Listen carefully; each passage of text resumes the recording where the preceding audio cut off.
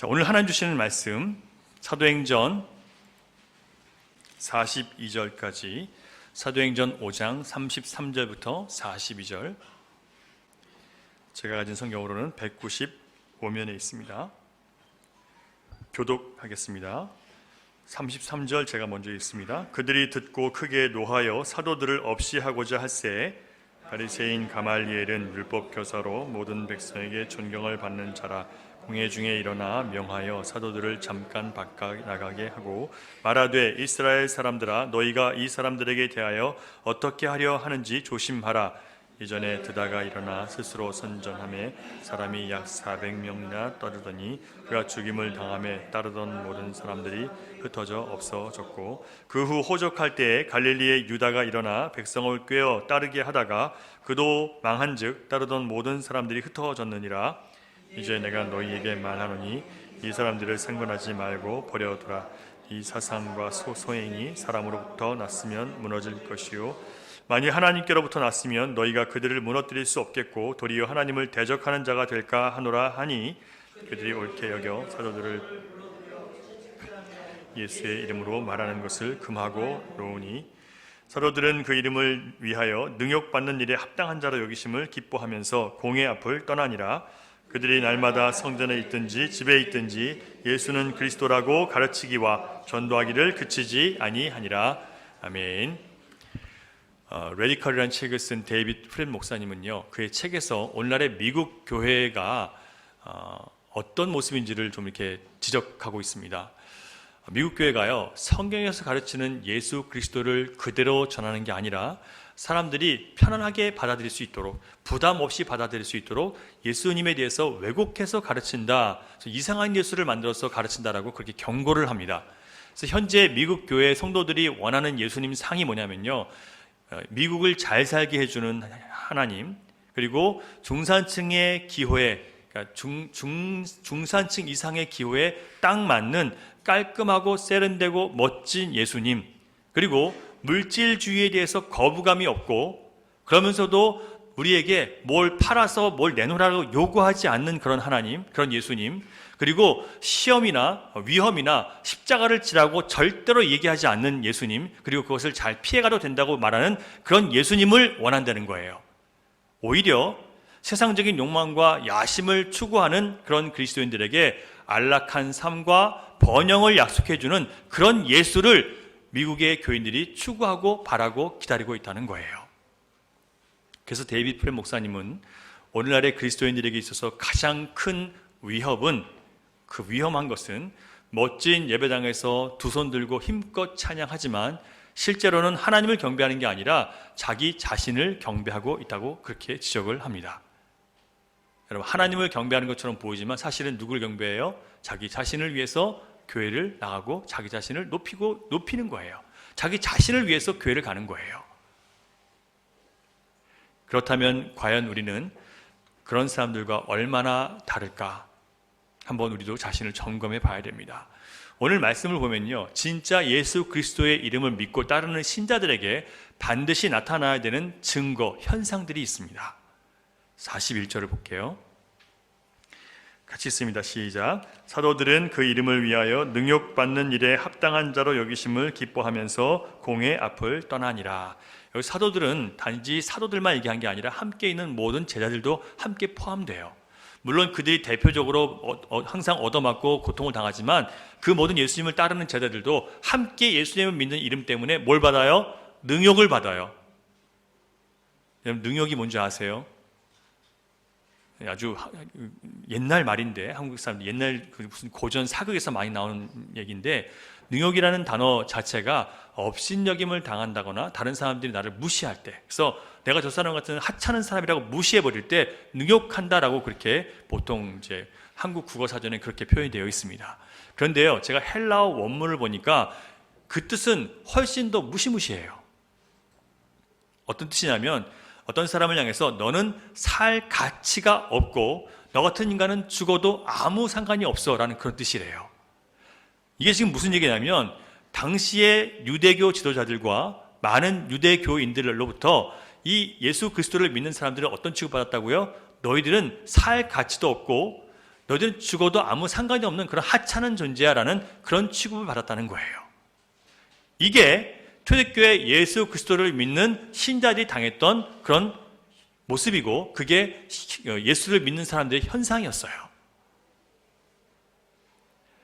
신자가 정말 예수의 이름을 위해서 살기 시작하면 세상 사람들과 그리고 다른 종교들을 가진 사람들이 전적으로 우리 믿는 자들을 향해서 저런 인간들은 살 가치가 없고 죽어 마땅하다고 여기기 시작합니다. 여러분, 한국의 반기독교 정서가 얼마나 강한지 여러분 아시죠? 많은 사람들이요, 기독교 사이트에 들어와서 뭐라고 쓰냐면 너희들은 한국에서 떠나라는 거예요.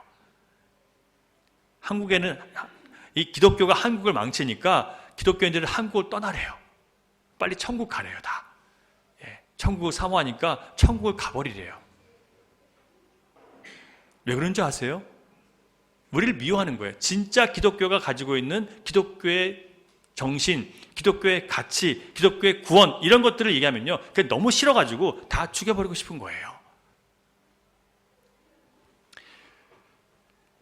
그 3절을 보면 유대인 지도자들은 베드로의 말을 듣고 어떻게 돼요? 크게 노해서 사도들을 없이 하고자 했다. 그러니까 너희들은 살 가치가 없으니까 죽여버리겠다라고 얘기하는 거예요. 예수 믿는 사람들, 그리스도의 이름을 전하고 그리스도 안에서 살아가는 사람들을 향해서 믿지 않은 사람들, 세상이 뭐라고 얘기하냐면 너희들은 살 가치도 없고 죽여버리고 싶어라고 그렇게 마음먹게 된다는 거예요. 진짜 여러분이 예수를 제대로 믿고 살아가면. 이게 무슨 또 뚱딴지 같은 소리일까요? 앞에 보면 예수 믿는 사람들이 칭찬받았다고 하는데 갑자기 왜 이런 얘기가 나올까요? 여러분, 예수 믿는 사람들이 바깥에 나가서 선행을 하면 칭찬받죠. 당연하죠. 그죠? 다른 사람들, 어려운 사람 도와주고 서로 모여서 늘 하나님 찬양하니까 그것만 가지고는 나쁠 게 없잖아요.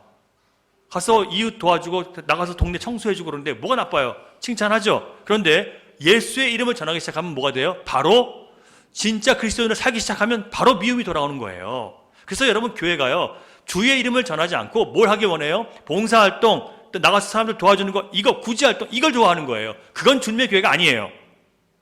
아시겠습니까, 여러분? 주님의 교회는 복음을 전하는 곳이지 가서 구제하고 봉사활동하는 교회가 아니에요. 그것만으로 절대 교회가 될 수 없어요.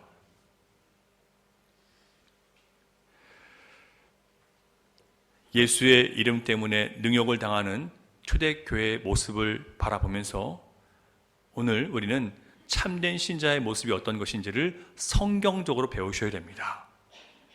스스로 나는 이런 게 참된 신자의 모습이야 라고 생각하는 것을 다 이제 버리시고요, 성경이 말하는 참된 신자의 모습이 무엇인지를 여러분 배우시고, 나도 이제 그런 신자가 정말 되기를 원하는 마음을 주님 앞에 드리시기 바랍니다. 혹시 그런 마음 자체가 마음조차도 없는지 자신을 한번 점검해 보세요. 그래서 그것조차 없다면 정말 여러분 주님 앞에 회개하면서 주님 앞에 나를 살려달라고 그러면 기도하셔야 돼요. 죽은 사람이에요. 영이. 큰일 난 거예요. 큰일 난 거예요. 자, 우리가 생각해 볼 것은 왜 초대교회 성도들은 같은 하나님을 믿는다고 하면서, 초대교회 유대교인들 하나님 믿죠. 그런데 같은 하나님을 믿는 초대교회 성도들을 왜 살 가치조차 없는 그런 존재로 여겼을까? 왜 유대인들이 그리스도인들을 살 가치조차 없는 그런 사람들로 여겼을까? 우리가 한번 생각해 보기를 원합니다. 자, 첫 번째, 그리스도인들은 같이 읽을까요? 시작. 그리스도인들은 자신들과 달리 세상과 타협하지 않는 순수한 믿음을 가졌기 때문이었습니다.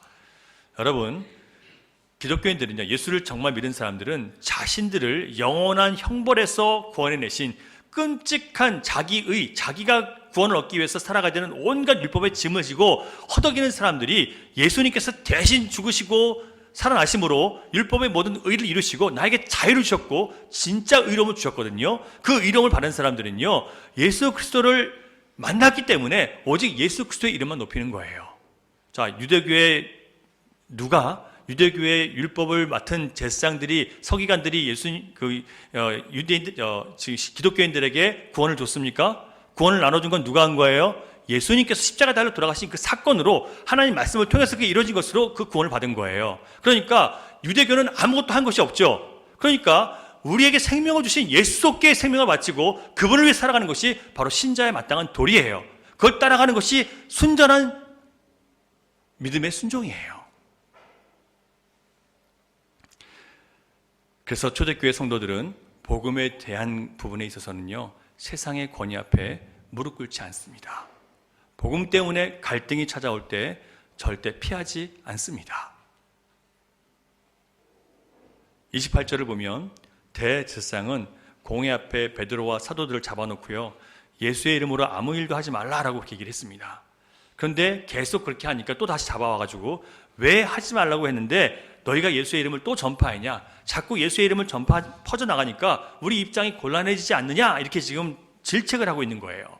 왜냐하면 여러분, 그리스도인들이 자꾸 예수의 이름으로 나가서 기적을 행하고 사람을 고치고 예수의 이름이 막 전파되니까 사람들이 뭐라고 알아요? 아, 진짜 예수님이 메시아구나라고 생각하는 거예요.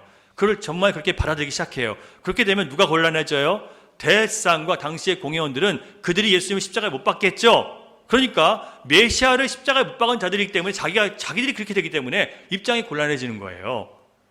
그래서 그렇게 전하지 말라고 하는 겁니다. 예수의 이름을 전하지 말라는 거예요.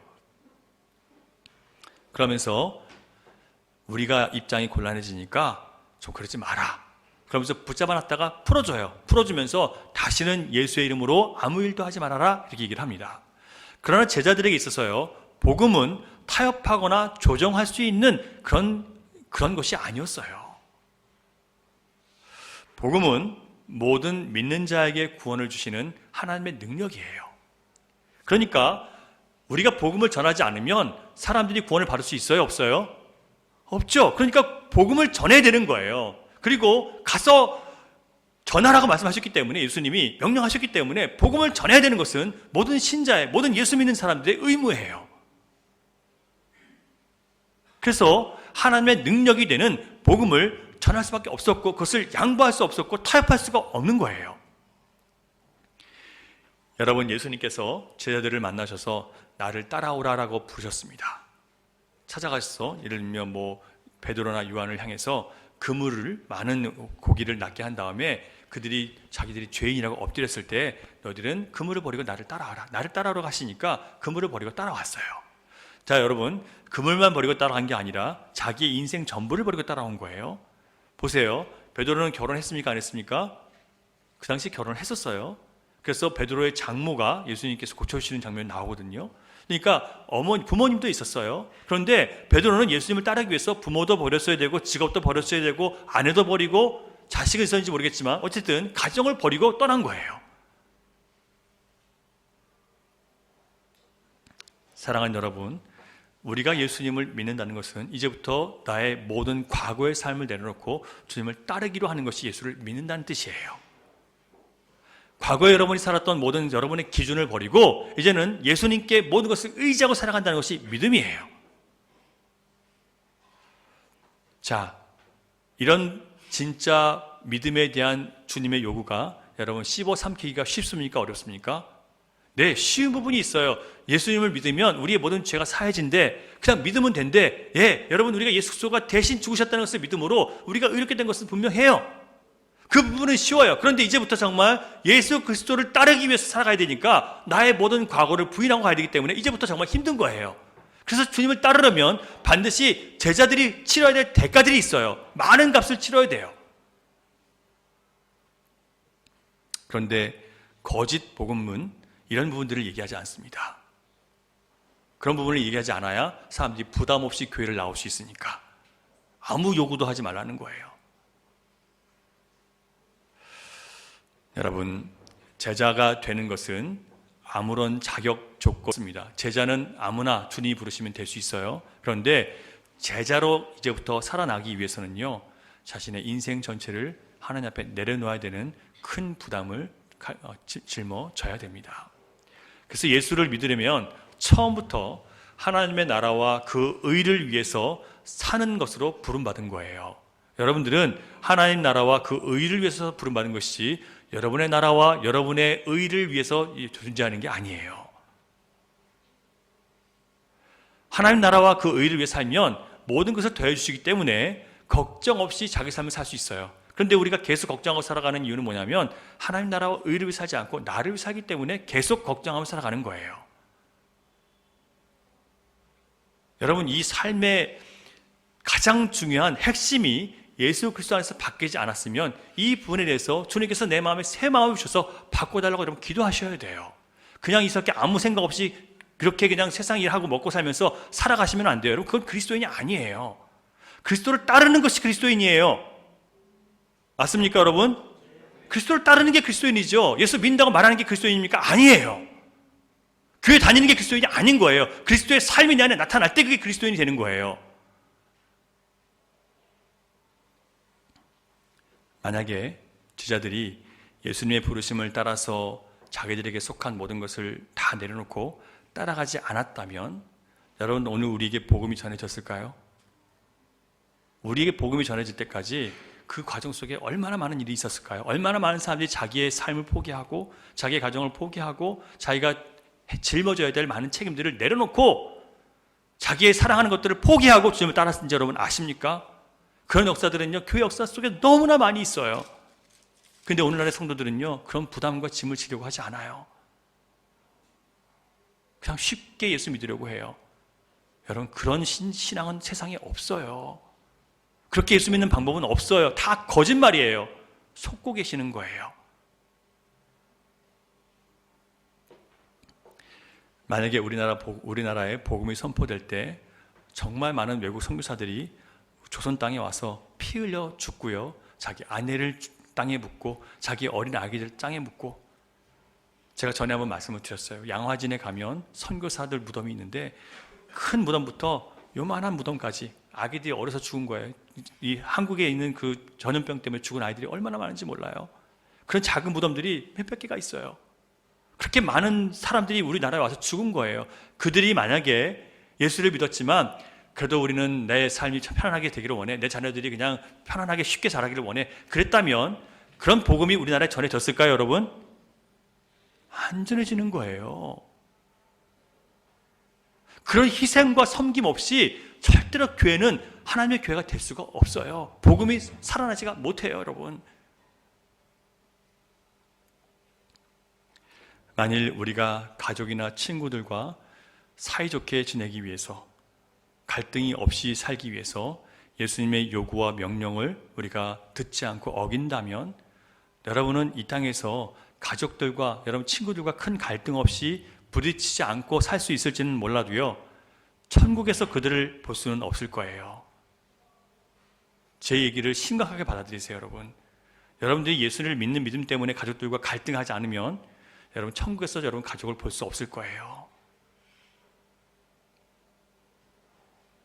저는 어려서부터 예수 믿고 가족들에게 미움받고 교회에서 얻어맞고 끌려가는 많은 사람들을 봤어요. 정말 매일매일 핍박당하고 남편이 잠들면 교회에서 울면서 기도하는 그런 많은 여자분들을 봤어요. 그런데 여러분, 그렇게 얻어맞으면서 또 교회에 나와 앉아있고 또 끌려가고, 그런데 결국 그들이 그 가정을 구원해냈어요. 저는 저희 아버지 돌아가셨을 때 갔더니 그렇게 못되게 굴던 그 남편은 이미 돌아가셨는데 그 집 아들들이 다 목사가 된 거예요. 그 순교의 그 정신이, 그 믿음이 자녀들에게 전파되었고 그들이 주님 앞에 자기 생명을 걸고 그렇게 또 살아가는 거예요.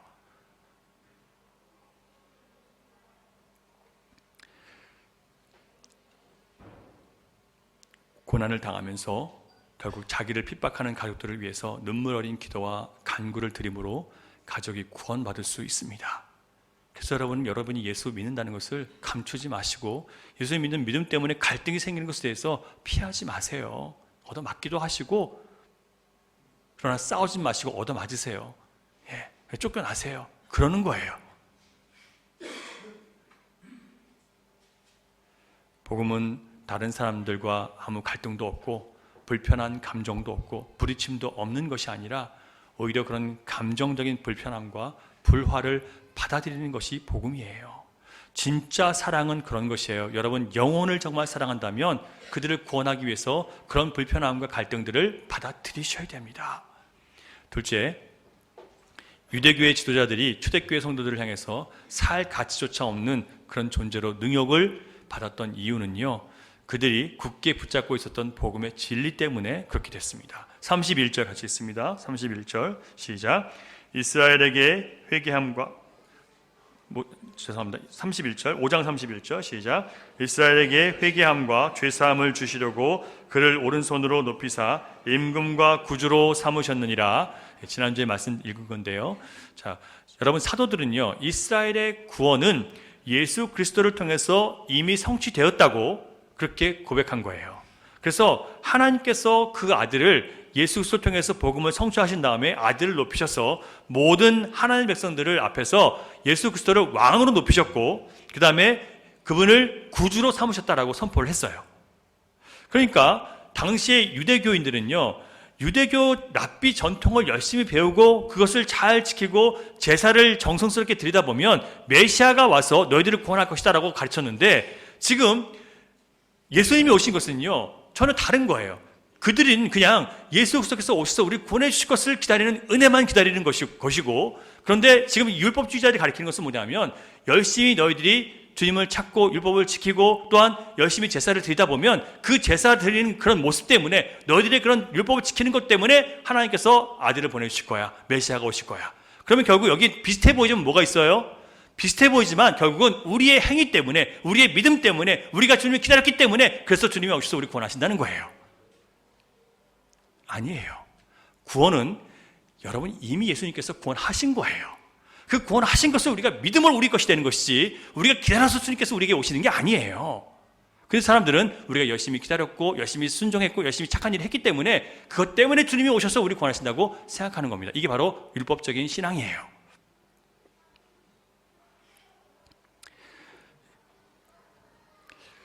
여러분, 자신들의 노력과 율법을 지킨 행위로 구원받는다는 행위 구원을 주장하는 사람들, 그들은 성경 전체의 흐름과 그리고 자격 없는 자들을 찾아오셔서 구원하시는 하나님의 은혜를 잘 모르고 무시하고 있는 사람들이에요. 여러분, 우리가 구원받는 데 있어서는요, 오직 은혜로 구원받는다는 것이 바로 그런 의미예요. 우리가 예배를 잘 드려서 구원받는 게 아니라 이미 주님께서 우리를 구원하셨기 때문에 그분을 예배하는 거예요. 우리를 구원하신 주님을 예배하는 거예요. 율법을 통해서 자기들이 행위로는 도무지 하나님이 요구하시는 의를 이룰 수 없는 죄인이라는 것을 깨닫고 회개해야 죄 사함을 주시는 하나님의 어린 양을 만날 수 있는데, 유대인들은 그를 기다린 게 아니었어요. 이미 그들은 다 율법을 지킴으로 의롭다고 생각하고 있었고 자기들은 죄가 없다고 생각한 거예요. 그냥 예수님이 오셔서 우리가 이렇게 잘 했으니까 우리가 원하는 대로 나라를 회복시켜주는 것, 그것밖에 기다리는 게 없었던 거예요. 여러분, 결국 유대인들은 자기들이 이미 알고 있는 지식과 전통의 테두리 안에서 자기들의 영혼이 안전하다고 느끼고 싶었던 거예요. 여러분, 구원의 문제에 대해서 고민하고 갈등하는 것이 모두에게 필요합니다. 근데 많은 사람들이요, 구원의 문제에 대해서 갈등하고 고민하는 것을 별로 좋아하지 않아요. 먹고 사는 것도 힘들어 죽겠는데 이것까지 우리 힘들게 하냐, 이렇게 말을 해요. 여러분, 구원에 대한 고민과 영혼에 대한 갈등이 없는 사람들은요, 그 자기 자신의 영혼을 사랑하는 게 아니에요. 자기를 사랑하는 게 아니에요. 이 썩어질 몸을 위해서 해봤자 뭐예요? 여러분, 영생을 얻어야 될 여러분의 영혼을 위해서 여러분 이 생각을 하고 일을 하셔야죠. 썩어질 몸을 위해서 여러분 아무리 투자해봤자 근데 여러분 죽어버리고 마는 거예요.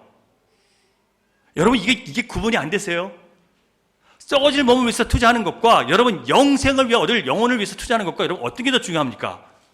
근데 영혼을 위해서 투자하지 않아요. 자기 미래를 위해서 투자하는데 저 하나님 나라를 준비하지 않고 있어요.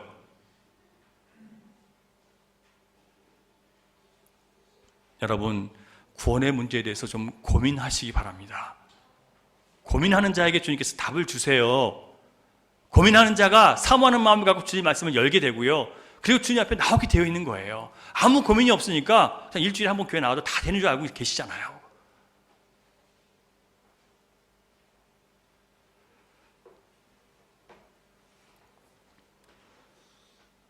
많은 신자들이 나는 예수를 마음으로 믿고 입으로 시인했기 때문에 구원받았다고 그렇게 알고 있습니다. 여러분, 마음으로 믿는다는 것은요, 내 마음속에서 정말 주님이 영접되었기 때문에, 주님이 내 안에 계시기 때문에 내 안에서 주님을 향한 온전한 고백이 입으로 나오는 게, 그게 마음으로 믿는 거예요. 누가 옆에서 그렇게 해야 구원받아 그러니까, 그래 그럼 나도 그렇게 해야지, 나 마음으로 믿어요, 나 입술로 고백했어요, 그러니까 나 믿는 거죠, 이렇게 했다고 여러분 믿는 게 아니에요. 근데 많은 사람들이 그렇게 해서 구원받았다고 얘기를 하는 거예요. 자기는 마음으로 믿고 입으로 시인했대요. 근데 그 사람은 그 안에 주님이 주인이 아니에요. 여전히 자기의 주인이고 자기의 못된 습성과 죄악된 모습으로 그렇게 살아가요. 주님께 가까이 나가지도 않아요. 온갖 죄를 범하고 있고 뉘우치지도 않고 회개도 없어요. 그런데 자기는 믿었대요. 구원받았대요. 스스로 속이고 있는 거예요. 거짓말에 속지 마세요. 그런 거짓 복음을 들은 거에 좀 속지 마세요.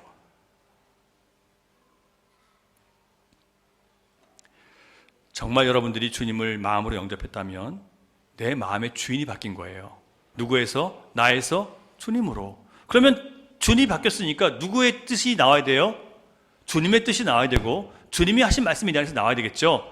그렇지 못한 내 마음이 여전히 있기 때문에 싸워요, 둘이서요. 그 둘의 싸움이 있고 그것 때문에 괴롭고 힘들지만, 그러나 주님께서 점점 우리가 성령 안에서 누가 이기게 하세요? 주님이 영이 이기게 하도록 하시죠. 점점 우리는 시간이 지나면 지날수록 점점 예수 그리스도를 닮아갈 수밖에 없게 되어 있는 거예요. 만약에 그게 없다면 그는 예수 믿은 게 아니란 말이에요. 그래서 여러분, 예수 믿는 사람들은 예수님의 성품이 안에 있기 때문에 주님 마음에 들지 않는 모습들이 자꾸 내 안에 있는 것 때문에 괴롭고 힘들고, 그것 때문에 번민하고 고통을 당하는 거예요. 용서해야 되는데 용서하지 못하는 것 때문에 가슴이 아프고, 미워하지 않아야 되는데 미움이 있다는 것 때문에 괴롭고, 낮아지고 겸손해야 되는데 여전히 교만하고 여전히 세상적인 것 때문에 내가 괴롭고 힘들고, 그것 때문에 내 자신과 싸우고 있어야 되는 거예요. 이런 주님이 내 마음의 주인 된 모습들이 생기기 시작하잖아요. 그러면 전에는 아무 감동이 없었던 말씀을 듣고 마음으로부터 뉘우침이 생겨요. 가슴을 치면서, 주님, 제가 어리석었습니다. 제가 잘못된 신앙을 갖고 살았습니다. 잘못된 생각 갖고 내가 살아왔습니다. 나는 그저 내가 착하게 살면 천국 가는 줄 알았는데 아니었습니다. 주님, 나의 의가 아니라 주님의 의였군 줄 알고 생각하면서 그 말씀 속에서 자기가 깨지고 부서지는 역사들이 있어야 되는 거예요. 내가 다시 한 말씀 드릴게요. 제가요, 여러분이 피 흘려 목숨을 버려서 주님 앞에 드렸다 하더라도 그것으로 여러분 구원받지 못해요. 교회를 위해서 여러분 목숨을 다 바치고 재산을 다 바쳐도 그것으로 여러분 구원받지 못합니다. 구원은 오직 예수 그리스도께서 흘리신 피를 믿는 믿음만 갖고 구원받는 거예요. 그런데 죄를 지은지를 몰라요, 자기들이. 왜냐하면 주님 말씀 앞에 서지 않으니까, 말씀으로 자기를 비춰보지 않으니까 자기가 죄인인 걸 모르고 살아가는 거예요. 주님을 따른다고 하면서도 죄 고백이 없어요. 여러분, 말씀을 듣고 뉘우치고 가슴을 치면서 회개하는 역사가 여러분 안에 있기를 위해서 기도하시기 바랍니다. 너무너무 필요해요. 전에 감동 없이 불렀던 찬양들이 눈물 없이는 부를 수 없는 그런 은혜로운 찬양이 될 수 있기를 바랍니다. 그렇게 될 때 나 같은 죄인을 위해서 죽으신 그리스도에 대한 신앙 고백이 자연스럽게 입으로 나오는 것이지, 사람들이 너 예수 믿어? 나 믿어. 근거가 뭐야? 그랬더니 나는 마음으로 믿고 입으로 시인했으니까. 이건 구원의 근거가 되지 않아요. 그 삶 자체가 그것이 근거로 나타났어야 되는 거예요.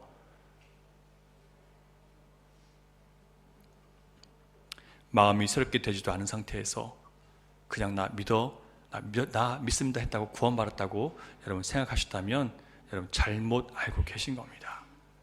주님을 만났다면 자기 자신이 주인이었던 사람이 이제 기도가 바뀌어야 돼요. 내 기도가 나를 위한 기도가 아니라 하나님의 뜻이 내 삶 가운데 이루어지기 위해서 기도가 바뀌어야 되는 거예요. 내 못된 고집이 부서지도록 기도하지 내 뜻이 이루어지도록 기도할 수가 없게 되어 있어요. 사람들을 바라보는 관점이 바뀝니다. 전에는 그 사람의 잘못과 못된 것만 보였는데 이제는 내 잘못과 내 못된 게 더 잘 보여요. 주님 앞에 너무 죄송하고 그 사람한테 미안하고 내가 과거에 한 것들 때문에.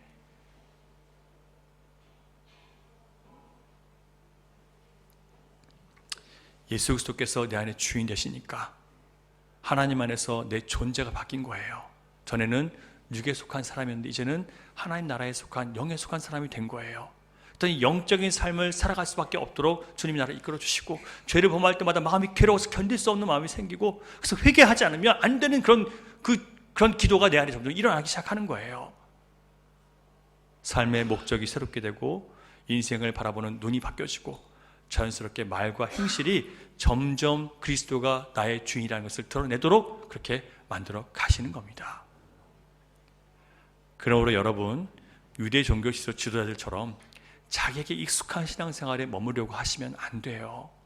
나는 이렇게 믿어왔어, 나는 이렇게 믿는 게 편해, 이런 모든 생각들을 여러분 버리시기를 주님의 이름으로 부탁드립니다.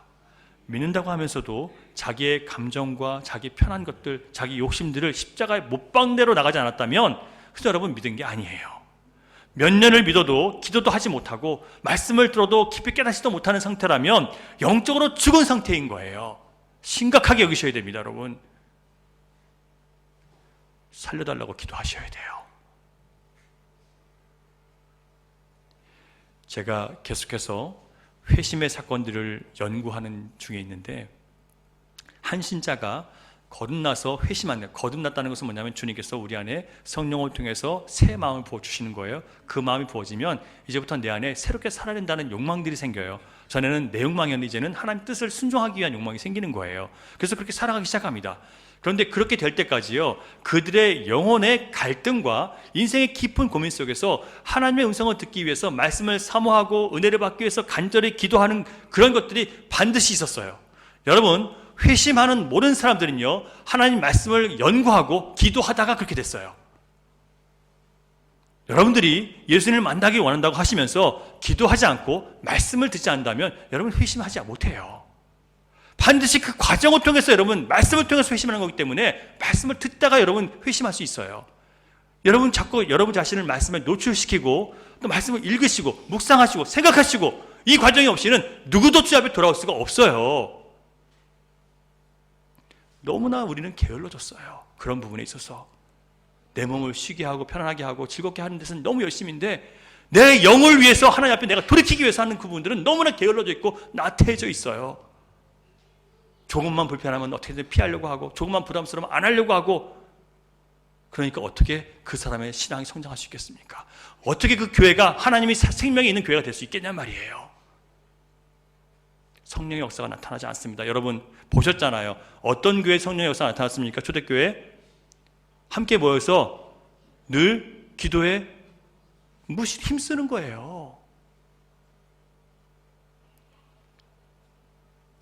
여러분, 목사인 저를 제일 불행하게 느끼게 할 때가 뭐냐면, 기도하는 사람이 교회에서 점점 줄어들 때 저를 제일 불행하게 느껴요.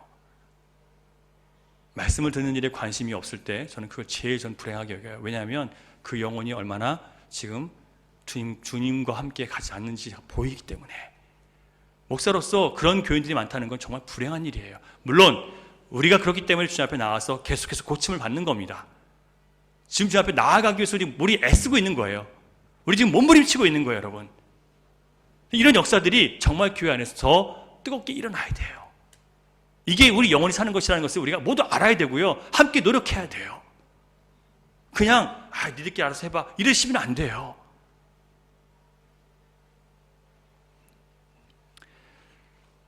예수님은 성령으로 거듭나지 않고 습관적으로 교회 의식에 참여하는 자들을 향해서 네가 살았다는 이름을 가졌으나 실상은 죽은 자로다 이렇게 말씀하세요. 교회는 왔다 갔다 하지만 영혼이 습관적으로 주님 앞에 나아가서 예배하고 돌아가는 사람은 영혼이 죽은 거예요. 주님을 여러분 인격적으로 만나고 계십니까? 주님과 교제하며 한 주간을 사셨어요?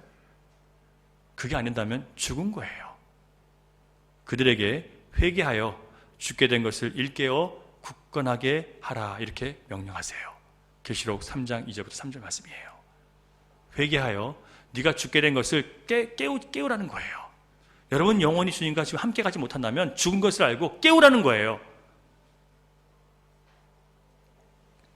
믿음에는 복음 말씀을 듣고 머리나 지식으로 받아들이는 지적 동의 수준의 일반적인 믿음이 있습니다. 그러나 여러분 대부분 말씀을 듣고 머리가 정상적으로 머리가 돌아가는 사람들은 이해를 할 수 있어요. 그건 동의한 것이지, 그건 믿음, 지적으로 동의한 수준의 믿음이지 참된 믿음은 아니에요. 참된 믿음은 그 말씀을 가지고 내가 고민하고 기도하고 내 자신과 함께 씨름하다가 어느 순간에 성령의 초자연적인 역사를 통해서 참 믿음이 내 안에 세워지는 거예요. 부어지는 거예요. 그래서 일반적인 믿음이 있고 난 다음에 하나님께서 우리의 어떤 인생의 고난과 문제 상황 속에서 점점 하나님을 찾게 되고 문제 속에서 하나님을 찾다 보니까 어느 순간 하나님께서 우리에게 다가오셔서 그것을 주시는 거예요. 그래서 성령 세례를 받고 난 다음에 거듭난 참 믿음으로 이렇게 이어져 가게 되어 있습니다. 성령으로 거듭나지 아니하면 천국에 들어갈 수 있어요, 없어요? 없습니다. 성령으로 거듭나지 않으면 천국으로 가지 못한다고 예수님 말씀하셨어요. 혹시 내가 아직 거듭난 모습이 없는데도 나는 천국에 갈 거라고 막연하게 생각하고 계시는 분들이 계신다면 여러분 심각하게 고민하시기 바랍니다. 내가 정말 구원받을 수 있는 사람인가? 심각하게 고민하면서 주님 말씀을 펴세요. 배우세요. 그리고 찾아가세요. 배우기 위해서 찾아가시라고요.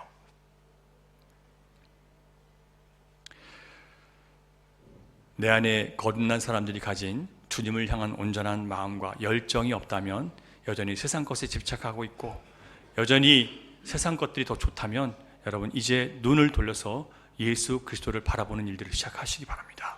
그리고 주님께 부르짖으세요. 나 살고 싶다고. 내 죽은 영이 깨어서 이 주님 만나고 싶다고, 주님과 깊이 교제하는 그런 신앙생활 나도 하고 싶다고 여러분 기도하셔야 돼요.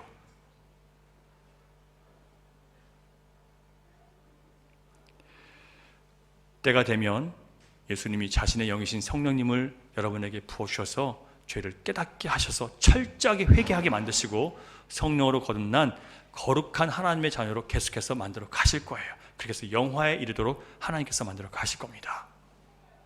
사랑하는 여러분, 목숨 걸고 기도하세요. 여러분이 영원히 죽었다고 여러분 느껴지시는 분들, 주님과 아무런 영적인 교감이 없는 분들은요, 목숨을 걸고 기도하세요. 왜냐하면 구원은 생명보다 귀한 거예요. 여러분 목숨을 잃는 것보다 뭐가 더 귀해요? 구원이 더 귀한 거예요. 아시죠 여러분? 여러분 목숨보다 뭐가 귀해요?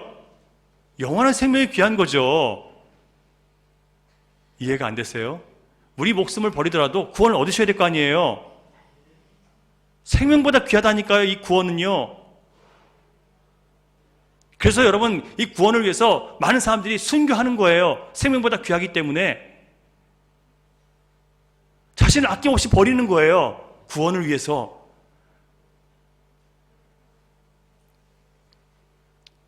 진짜 복음이 이 시간 여러분 심령을 꿰뚫기를 주님의 이름으로 축원합니다. 그냥 느슨하게 대충 살면서 천국 갈 거라고 기대하지 마세요. 믿음은 그런 게 아니에요. 주님을 따르기 위해서 목숨을 내놓고 쫓아가는 거예요. 하나님 나라와 의를 위해서 내 것을 다 내놓고 가는 거예요. 주님께 맡기고 주님이 더 잘 책임질 것을 믿고 그리 아니하실지라도 나 영혼을 구원하실 주 앞에 감사하며 가는 거예요. 이게 진짜 복음이에요. 마지막으로 초대교회 신자들이 살 가치도 없는 존재라는 능욕을 받았던 이유는요. 같이 읽겠습니다. 시작. 예수를 영접하지 않은 사람들의 영적인 상태를 고스란히 드러냈기 때문입니다. 자, 여러분 예수를 믿고 거듭난 사람들은요, 거듭나지 못한 사람들의 영적 수준을 다 드러내게 되어 있어요. 그래서 거듭난 사람이 하나 있으면요, 거듭나지 못한 사람들이 아주 피곤해요. 왜냐하면 자기가 아직 멀었다는 게 보여지니까. 나는 이 정도 최선을 다하고 있는데 나는 더 이상 할 수 있는 게 없는데 거듭난 사람들이 보니까 이건 도저히 내가 따라갈 수가 없어요. 그러니까 어떻게 보여요? 저 사람이 정말 재수없고 얄밉게 보이는 거예요. 생각해 보세요, 여러분. 어부 출신으로 못 배운 베드로가 지금 유대교의 종교 지도자인 대제사장과 거기 모인 모든 세상에 잘난 사람들, 많이 배운 사람들 앞에서 그들 향해서 너희는 하나님도 모르고 그 아들 예수 그리스도께서 오셔서 행하신 구원의 기적도 모르고 성령의 능력도 모른다라고 그렇게 지적질을 해대는 거예요. 여러분 뭐라고 생각하시겠습니까? 네가 무슨 이 무식한 네가 뭘 한다고 와서 떠드냐 이렇게 얘기하지 않겠습니까? 대제사장의 직분은요 1500년 동안 내려온 영광스러운 직분이에요. 그런 사람들 향해서 어부 출신의 베드로가 뭐라고 해요? 하나님도 모르고 구원도 모르고 성령도 모른다고 하니까 얼마나 뿔이 나겠습니까? 여러분, 우리가 세상에서 받은 칭찬과 영광들과 세상의 명예들이요, 우리로 하여금 예수 그리스도를 믿는데 방해가 될 때가 더 많아요. 사람들이 여러분 바라보면서 당신은 정말 법이 없어도 살 수 있는 사람이다. 정말 당신처럼 착한 사람 처음 봤다. 이런 사람들이 더 예수 믿기 힘들어요. 진짜 그런 줄 알고, 진짜 착한 건 줄 알고. 그가 진짜 착한 게 아니라는 것을 저는 5분 만에 여러분 그들을 설득시킬 수 있어요. 당신은 죄인이란 걸, 성경을 통해서. 자기가 착하다고 생각하시는 분들은 다 이 시간 깨지시기 바래요. 그것으로 천국 가는 거 아니에요. 사람들이 칭찬했다고 나는 괜찮은 사람이라고 생각하시면 안 돼요. 그 자체가 이미 교만이에요.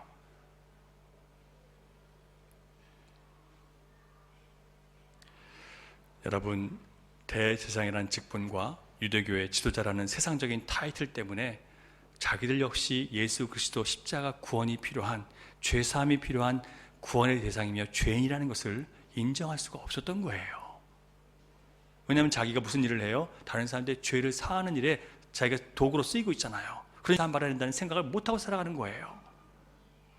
목사가 그러기 쉽죠. 늘 말씀을 전하니까 자기가 지금 자기에게 설교를 해야 되는데 맨날 남들한테 하는 줄 알고 자기는 거기 피한 줄 알고 살아가죠. 여러분, 목사, 장로, 권사 이런 타이틀이 그 사람이 영원히 천국에 속했다는 것과 아무 상관이 없고 아무것도 보장해 줄 수 없다는 것을 아시기 바랍니다.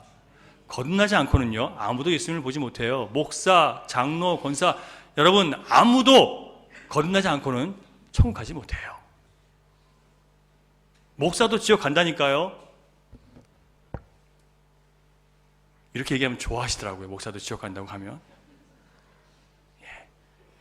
거듭나지 못하면 다 지옥 가는 거예요. 하나님을 믿는다고 하지만 그분의 말씀대로 메시아가 오실 것을 믿지 않았던 대제사장과 공회원들, 영적으로 보지 못하는 자들이었습니다. 왜냐하면 머리로는 하나님을 알아요. 하지만 마음으로 하나님을 경외하지 않아요. 머리로는 많은 사람들이 예수를 믿는다고 얘기를 해요. 하지만 그 삶이 예수 그리스도를 따라가지 않아요. 그건 마음으로 믿는 게 아니에요. 나에게 편한 것만 따라가려고 하고 조금만 부담이 되면 안 하려고 하고 도망치려고 하고 피하려고 하고 숨으려고 하고 내가 듣기 싫은 얘기하면 도망치려고 하고 다 칭찬해주면 좋다고 그러고 단 것만 먹으려고 하고 쓴 걸 삼키려 하지 않고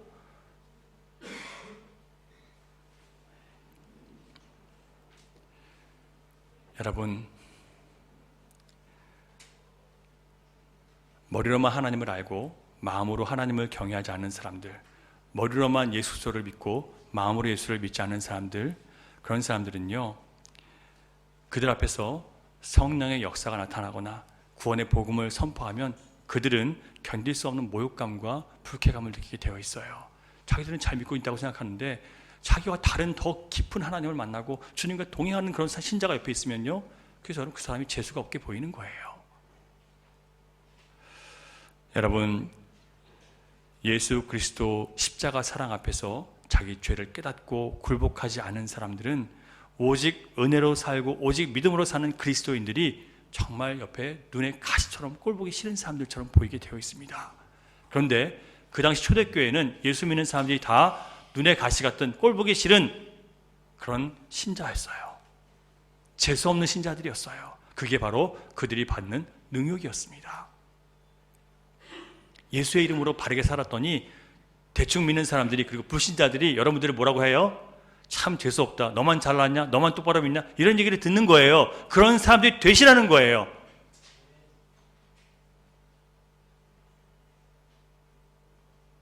여러분, 루터가 복음 앞에서 바로 설 때 가톨릭의 많은 신학자들이 그를 향해서 공격할 때 너만 진리 안에 있냐?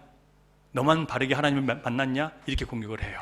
얼마나 힘들었을까요? 그때마다 그는요 오직 복음, 오직 말씀, 오직 성령 그러면서 그 모든 시험을 이겨냈어요.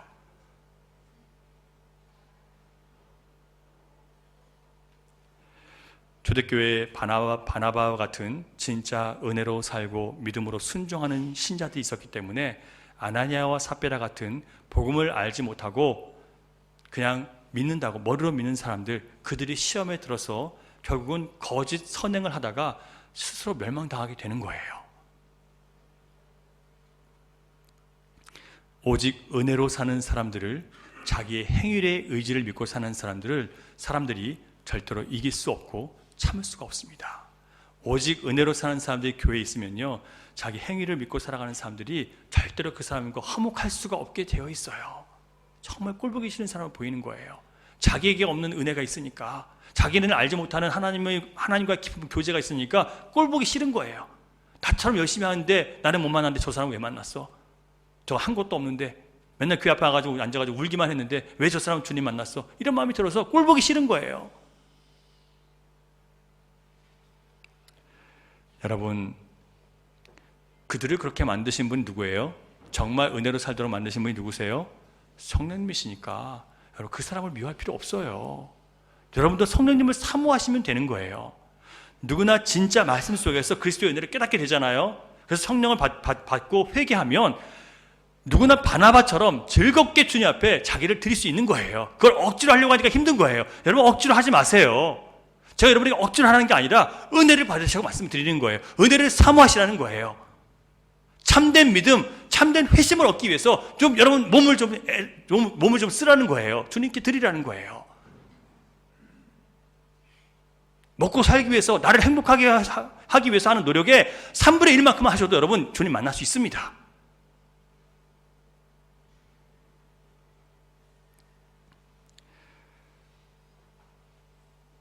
오늘 본문에서 우리는 그리스도인들이 예수의 이름을 믿고 전하다가 능욕을 받는 것을 보았습니다.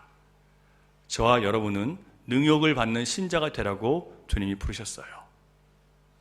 열린 시온교회를 주님께서 하나로 뭉쳐주신 것은 능욕을 받으라고 부르신 거예요. 저는 처음부터 그렇게 알고 시작했어요. 사람들이 교회 합쳐지면 좋을 거 얘기했지만 저는 교회 합쳐지면 앞으로 얼마나 많은 능욕이 있을까, 저는 그걸 기대하고 있었어요. 주의 복음이 바르게 선포되고 또 온전한 회심이 일어날 때 얼마나 많은 방해와 거짓된 스스로 우리를 무너뜨리는 온갖 방해가 있을 줄 알고 있었어요. 지금 많은 분들이 수많은 공격을 받고 있어요. 거기서 여러분이 일어날 수 있는 힘은요, 오직 예수 그리스도 앞에, 그 말씀 앞에 엎드리고 그 피를 의지하는 것밖에 방법이 없어요. 여러분, 돌아오시겠습니까? 전심으로 주 앞에 나아가시겠습니까? 그거 없이는 여러분, 열린 시온교회는요, 이 땅에 있는 수많은 교회와 똑같은 교회, 생명이 없는 죽은 교회가 되는 거예요. 우리가 깨어나지 않고 어떻게 생명 있는 교회를 만들 수 있습니까? 우리가 성령 충만하지 않고 어떻게 성령이 역사하는 교회가 될 수 있습니까? 여러분, 우리가 성령 충만하지 않으면 성령이 역사하는 교회가 되지 못하는 거예요. 성령은 교회에 역사하는 게 아니라 성도들에게 역사하는 거예요. 근데 우리가 성령을 사모하지도 않고, 말씀을 사모하지도 않고, 회개하지도 않고, 기도하지도 않고, 주님을 높이지도 않으면서 어떻게 여러분 열린 시온교회가 하나님을 기쁘시게 하는 교회가 될 수 있습니까? 소망이 없어요. 그렇게 되면.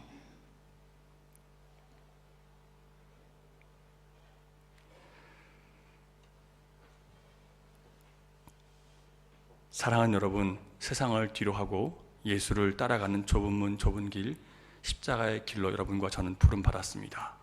더 이상 미루거나 피하려고 하지 맙시다. 여러분이 어떤 상황에서든지 할 수 있어요. 핑계를 대려고 하면 핑계를 다 댈 수 있어요. 하지만 하려고 하면 어떤 상황에서든지 할 수 있어요. 제가 굳이 교회에 꼭 나오라는 게 아니에요. 여러분들이 말씀을 들으시고 뭐 홈페이지에 들어서 들으시거나 컴퓨터 트시면 유튜브 되잖아요. 유튜브 통해서 말씀을 들으시거나 하시면서 결국 하나님께서 여러분들을 이끌어 가고자 하시는 방향으로 가시라는 거예요. 어디서든지 그 싸움을 하시라는 얘기예요. 기도하시고 엎드리시고 회개하시는 일들은 어디서나 할 수 있잖아요. 하시라고요. 그게 안 되면, 습관이 안 돼 있으면 교회로 나오세요. 새벽에 오세요. 그 정도의 열심을 내지 않으시면 여러분 예수 믿기 쉽지 않습니다. 새벽에 절대 못 나오시는 분들, 여러 가지 차편이나 여러 상황 때문에, 그럼 수요일날 금요일날 오세요. 그게 여러분 우리를 하나님 말씀으로 하나로 묶는 힘이 되는 거예요. 그게 바로 그냥 예배드려 나오는 게 아니에요. 주님의 뜻이 우리 가운데 이루어지게 하시기 위한 하나님의 뜻이 거기서 선포되는 거예요. 그리고 거기서 우리에게 힘을 주시는 거예요.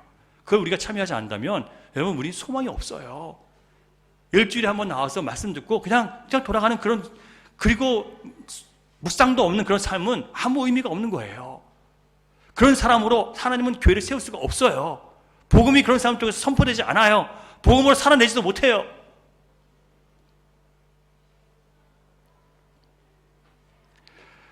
여러분들이 구원받은 자들이라면 어차피 그 길을 가야 됩니다.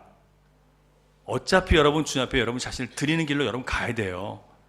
매맞지 말고 기쁨으로 순종의 자세를 들이시기 바랍니다. 그래도 내 상황과 현실이 이렇다 저렇다 핑계 댈 수 있는 요건들은 많이 있습니다. 여러분, 주님을 찾는 곳이 바로 그곳이 예배처소예요. 여러분들이 무너져 있는 그곳에 주님을 찾으세요. 자, 그렇다면 그리스도인들이 받을 영광이 무엇인지 한 가지만 말씀을 드릴게요. 40절, 41절. 그리스도인이 받는 영광, 40절, 41절 시작. 그들이 옳게 여겨 사도들을 불러들여 채찍질을 하며 예수의 이름으로 말하는 것을 금하고 놓으니 사도들은 그 이름을 위하여 능욕받는 일에 합당한 자로 여기심을 기뻐하면서 공회 앞을 떠나니라. 여러분, 사도들은요 지금 예수님 이름 때문에 채찍질을 당했어요. 그리고 쫓겨났어요. 그런데 그렇게 세상으로부터 미움받고 죽여 없애야 할 존재라는 취급을 받는데도 그리고 그것을 기뻐했대요. 왜냐하면 예수님께서 그렇게 될 것이라고 말씀하셨기 때문이에요. 자, 그래서요 예수님의 이름 때문에 우리가 받는 고난과 박해가 바로 신자에게는요 땅에서 받는 영광이에요. 점점 심각해지죠. 좀 편하게 살라고 예수 믿었는데 이게 무슨 얘기야?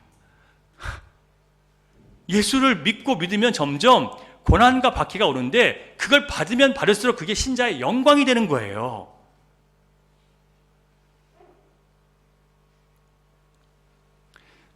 그것을 증명할 만한 많은 말씀이 있지만 그냥 그건 넘어가시고요. 여러분, 지금 이렇게 될 것에 대해서 예수님께서 말씀하셨기 때문에 제자들은 그것을 받아들이는 거예요. 요한복음 17장 14절 말씀 같이 있습니다. 한번 보세요. 시작. 내가 아버지의 말씀을 그들에게 주었사오매 세상이 그들을 미워하였사오니 이는 내가 세상에 속하지 아니함 같이 그들도 세상에 속하지 아니함으로 인함이니이다. 자, 여러분, 예수님께서요 내가 하나님 아버지께 속해 있기 때문에 내가 아버지의 말씀을 제자들에게 주었는데 그 말씀 때문에 세상이 그들을 미워하게 됐다는 거예요. 여러분, 우리가 예수의 말씀을 받아서 그대로 살아가면 어떻게 된다고요? 세상이 말씀을 받아서 살아간 여러분들을 어떻게 해요? 미워한다고요. 누가 말씀하셨어요? 예수님이 이렇게 말씀하셨어요. 그러면 우리가 예수의 이름으로 살아갈 때 미움받는 것은 어떤 일이에요? 당연한 일이죠. 내가 예수 믿는데 왜 이런 꼴이 벌어져? 이렇게 하면 돼요, 안 돼요? 당연한 일인 거예요. 그 당연한 일을 받으면서 주님 원망하지 말고요. 그리고 타협하지 마시고요. 주님 나를 이런 데서 도와주지 않으니까 나 다시 돌아갑니다 하지 마시고요. 그걸 기쁘게 생각하시라는 거예요. 그게 신자의 영광이에요.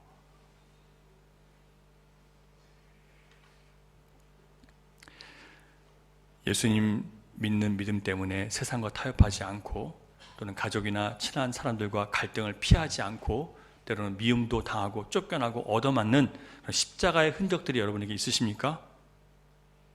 그게 바로 신자의 영광이에요. 미움 당하시고 쫓겨나기도 하고 따돌림 당하시기도 하시고 그게 바로 신자의 영광이에요. 하나님은 그것에 대해서 상급을 주시는 겁니다. 처음에 말씀드린 데이비드 플랫 목사님은 중국의 가정교회를 여러 차례 방문을 했었던 경험을 갖고 있습니다. 거기서 그가 이런 도전을 받았어요. 그 교회 갔는데 정말 열악한 환경 속에서 많은 사람들이 모여서 열심히 말씀을 듣는 거예요. 근데 자기가 다니는 미국의 대부분의 예배당은 교회 건물이 멋있고 음향시설 너무 잘 돼 있고 조명시설 화려하고 냉방, 온방 너무 잘 돼 있고 의자 푹신푹신하고 극장처럼 너무 잘 돼 있잖아요. 근데 중국 갔더니 그런 게 아무것도 없는데 너무 열심히 사람들이 말씀을 듣고 사모한다는 거예요. 심지어 어떤 사람들이 말씀을 자기 공부하고 싶다고 초대해서 갔는데 하루에 8시간을 가르쳤대요. 계속 더 해달라고 그랬어요. 8시간 가르쳐서 그들이 묻는 질문 모든 것이 다 같이 나누고 8시간 지났는데 그날 또 와서 우리가 성경을 좀 알고 싶으니까 구약 성경 좀 가르쳐달라고 그러더래요. 그래서 갔더니 12시간 동안 계속 구약 성경을 가르쳤대요. 그랬더니 구약은 알겠는데 신약은 어떻게 하죠? 이렇게 얘기해서 또 그 다음날 또 신약을 가르쳤대. 그래서 열흘 동안 계속 하루에 8시간, 12시간씩 성경을 가르쳤다는 거예요. 근데 그들이 너무나 사모하는 마음으로 아무런 조건이, 좋은 조건이 하나도 없는데 말씀을 듣더라는 겁니다. 그래서 이분이요, 자기네 교회도 혹시 정말 그런 사람들이 있을까? 정말 그런 말씀을 사모하는 사람이 있을까? 시험해보기 위해서 교회에다가 광고를 냈는데 시크릿 철치라고 해서 금요일날 밤 6시부터, 금요일은 미국 사람들도 굉장히 많이 노는 시간이에요. 그런데 그 금요일 6시부터 12시까지 말씀과 성경 공부와 기도만 하는 시간으로 정했어요. 그래서 광고를 했는데 몇 사람이나 오나 보려고 기다렸는데 그 교회가 5,000명 모이는 교회였거든요. 몇 명 모였을까요? 한 10명? 1,000명이 모였대요. 1,000명이. 깜짝 놀라셨죠? 저도 책을 읽으면서 한 500명 모였나? 100명 모였나? 근데 1,000명이라는 거 깜짝 놀랐어요. 말씀을 사모하고 어떤 상황에서도 배우겠다는 사람들이 있는 거예요. 하나님이 부르신 사람들이 있어요. 하나님을 사모하는 사람들이 있고요. 말씀을 사모하는 사람들이 있어요.